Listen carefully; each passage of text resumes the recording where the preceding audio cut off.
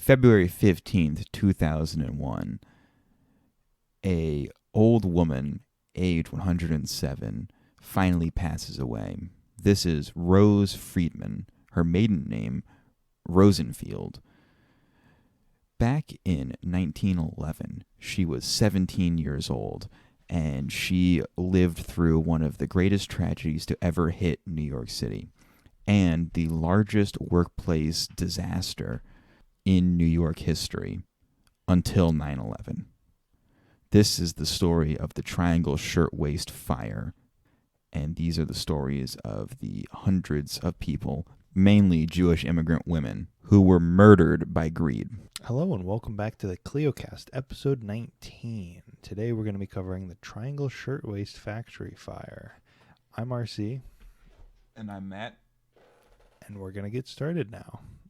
So, America's burgeoning industrial might really came from immigration and East Coast cities.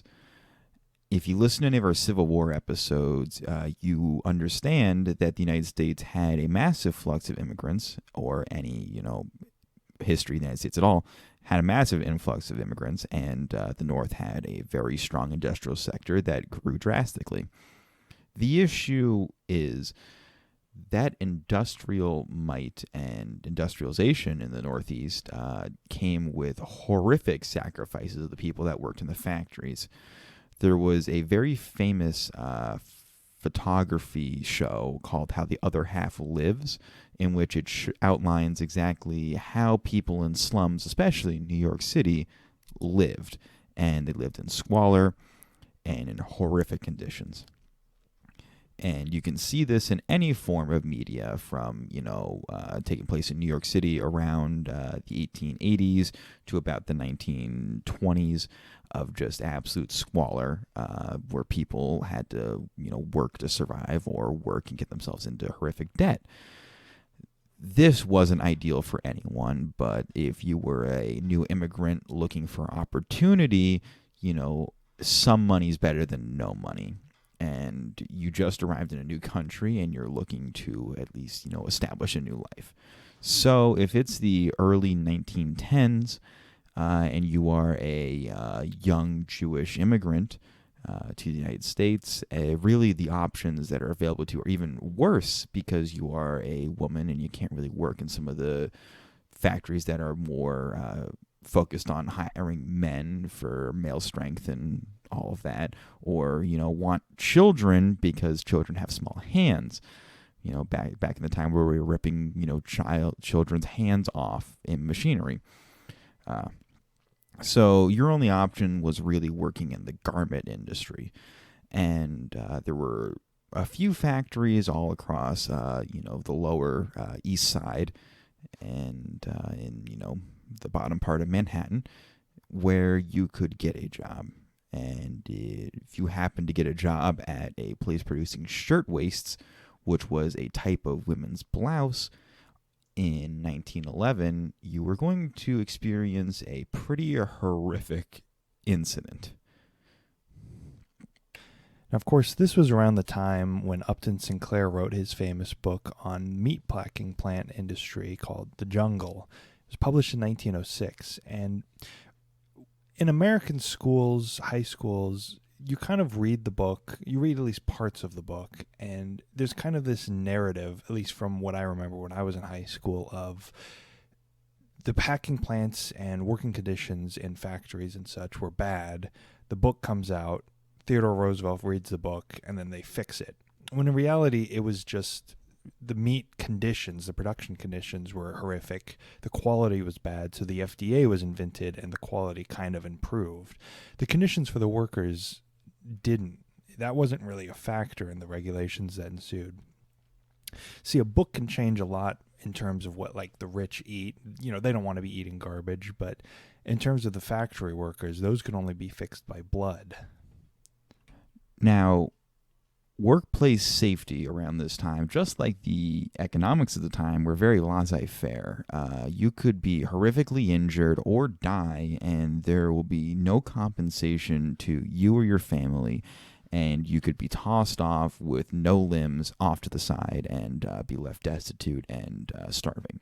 Or you could die and leave your wife widowed and your children orphaned with no other options whatsoever, all in the name of a few dollars a day if you were paid in actual dollars, because this was the time of company script, in which you might receive, what they said the wage was in business A or business B money, and that money can only be exchanged for I have $1 of company script and I can exchange it for 75 cents. Well, you're going to lose wages if you exchange it to actual money, or you just spend the company script at the company stores and the company rent, and you're basically at that point a wage slave held against his will, or being put into more and more debt. And this can be outlined in Tennessee Williams' song 16 Tons. That's a very good song, but we're focusing on the history of one incident. I'm just trying to get a more broad understanding for you all. So, workplace injuries were extremely common, and that's where, the burgeoning idea of labor unions really came into it, because, you don't want to be hurt, and you want to have more money and less hours working. And their unions were beginning to form with, violent opposition from the people in power and the people who held businesses, who would, get stays on certain conditions and have courts issue, the ability to, break up a strike with violent force. But unionization was still on the up and up, and there was a burgeoning workers' union in Manhattan called the International Ladies Garment Workers Union, which was still leading up in the early 1910s to develop a female labor union for people who work in sweatshops. And they first really started doing a lot of activism for women laborers in 1909, in which there was an incident called the Uprising of the 20,000, which was a wildcat strike that lasted about 14 weeks, creating a massive walkout, and really drained a factory called the Triangle Shirtwaist Factory, where that Triangle Shirtwaist Factory lost about 20% of its workforce at the time. That firm, the Triangle Shirtwaist Factory, then locked its employees out of the building, and were eventually brought back under control of the actual company. Foreshadowing with the locking of doors. But there was labor movement for these women working in these sweatshops making clothing, and they were looking to actually, have higher standards of living, less working hours, and higher pay, which is reasonable demands for any person in a working environment. And they also want better safety regulations, because once again, injuries, especially in a sweatshop, were extremely drastic. Now, what do some of those accidents look like? Well, we've got a list from 1898 of the British textile industry of all the accidents that happened in that year. Now, I'm going to read you the fatal accidents and the number of people who died real quick. So 26 individuals were killed by, quote, they're being moved by mechanical power. That'll be left up to your imagination. 2 were killed by explosion. 1 person was killed by escape of gas, either steam or metal. 16 people were killed by falling, and 14 were killed by other. Now, other could be any list of getting hands caught, bleeding out, whatever. But this also isn't a comprehensive list, just in the sense that these are all the ones that were reported. Lots of these types of deaths or casualties or injuries would not be reported because there wasn't really that much regulation in terms of that. And a lot of these people are impoverished. I mean, they're not exactly making top dollar at these types of factories. They would be working Monday through Saturday, working about $7 to $12 a week. be about, in 2018 currency, $3.67 to $6.29 per hour, which is completely unheard of in this day and age unless you work in a restaurant. Now, that's not exactly enough money to, gain upward mobility in society or to be able to risk losing your job, especially if that's the type of job you can get. So a lot of accidents would go unreported. 3,728 people were injured in 1898 in the British textile industry by mechanical power, having your hand chopped off by a loom, anything like that. The safety standards of the day were more designed to protect the safety of the machines than of the workers, because those were the valuable parts of the factory. The workers were replaceable. I mean, you pretty much, in New York City, were able to just walk down to the docks and pick up 40 new workers who just got off the boat, and their lives were worthless. So if you're running a textile factory, especially in New York, where these workers are so replaceable that it doesn't really matter, the most important thing was the safety of machines, like said earlier, but also efficiency, because the more product you put out, the more sales you can get, and the more sales you can get is the more profit in your pocket. So you have to keep the machines moving and the efficiency up. And if there's slacking on the floor, especially on a production facility, well, a good way to motivate people is to say, well, you aren't leaving, and lock the door and lock them in there until a quota is met or what you want done is done.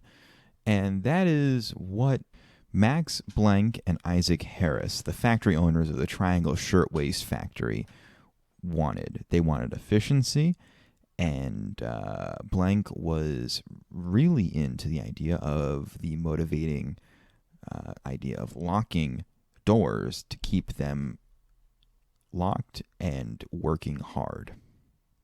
So lax safety standards and desires for efficiency brings us to 4:40 p.m. on March 25th, 1911. The workday was coming to a close as it was 4:40, but then smoke was spotted on the 8th floor.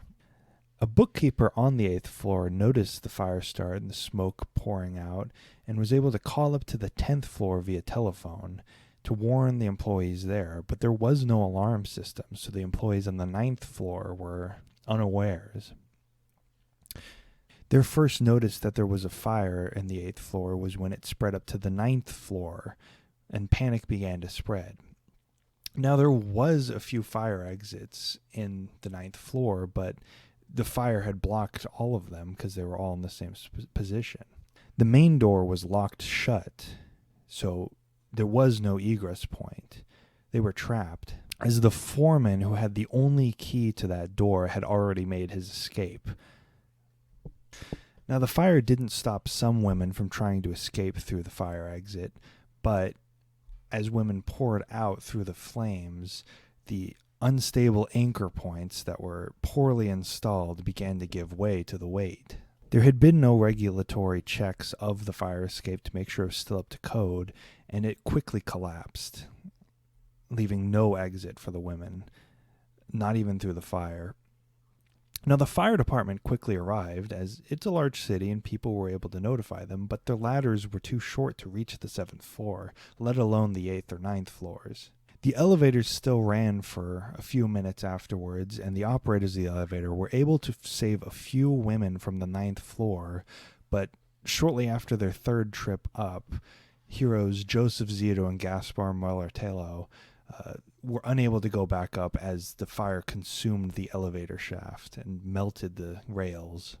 Now, for the women on the production floor, the room quickly filled with smoke, and with the exits that you know of either covered by flames, collapsing, or locked, there's no other options for escape or egress.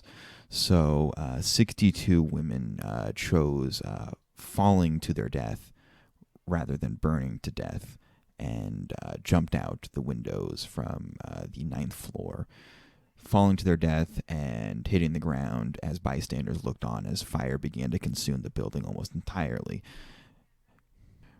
Rose Friedman, from our intro, then at the time, Rose Rosenfeld, was able to escape by following some of the company's executives to the roof of the building. But she was one of the lucky ones. Most of the women who were on the production floor were now trapped and were going to face a pretty horrible fate due to the lack of safety standards that the Triangle Shirtwaist Factory had.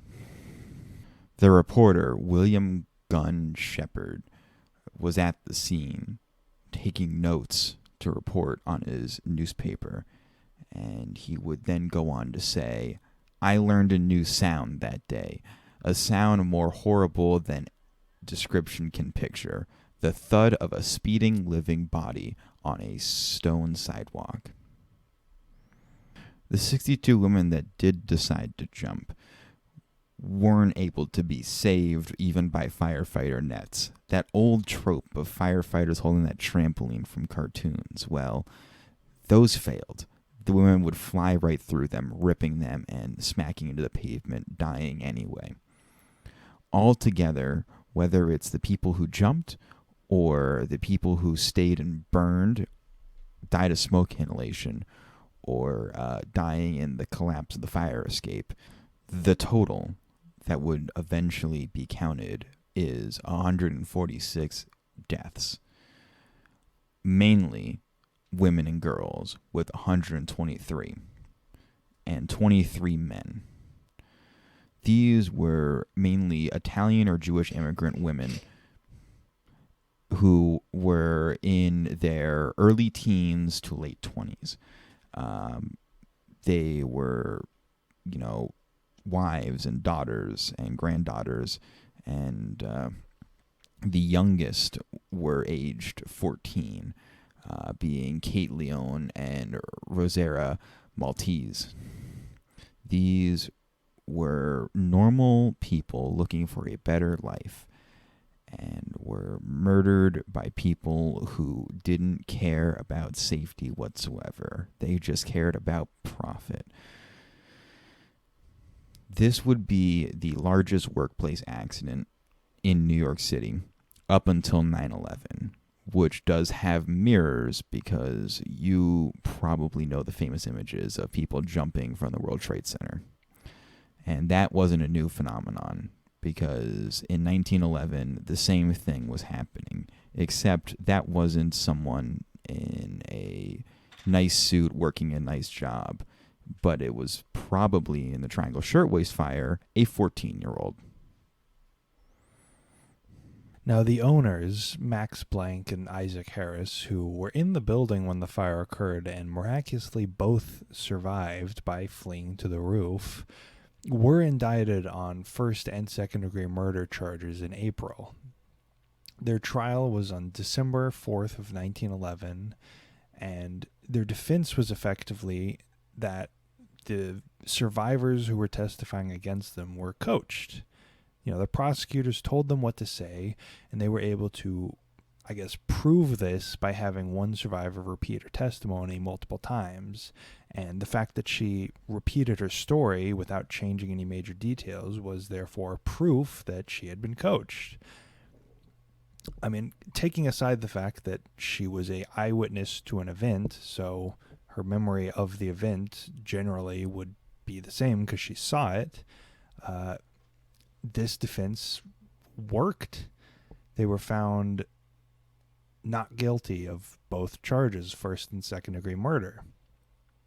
Now, the prosecution charged that the owners had knowingly locked the doors to the factory, which was true, but unfortunately the prosecution was unable to prove that they knew that the doors were locked, because they had just told somebody else to do it because they were the owners. They're not going to go lock a door.